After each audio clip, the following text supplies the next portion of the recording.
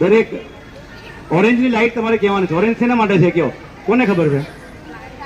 જેવું આવડે તેવું બોલો બોલો. ગાડી ચાલુ કરવા માટે. તો ગાડીમાં જો તમે ઓરેન્જ માટે ગાડી ચાલુ કરી દો તો શું થાય? ત્યાં એક્સિડન્ટ. પછી બીજું કંઈક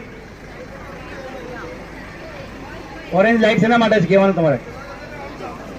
હા હા, વાહનની સ્પીડ ધીમે કરવા માટે. બરાબર, આ છોકરાનો જવાબ સાચો છે. બરાબર.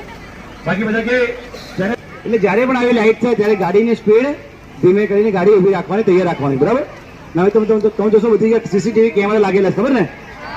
અને એમાં જો આપણે ટ્રાફિકના નિયમનું પાલન ન કરીએ તો ત્યાં શું થાય? મેમો આવશે અને ઘરે આપણે દંડ ભરવાનો વારો આવશે. બરાબર. અને એ બધું ન થાય એના માટે આપણે જ સલામતી રાખવી પડે. એટલા માટે કાર્યક્રમનું નામ આપેલું છે શાળા સલામતી. બરાબર છે.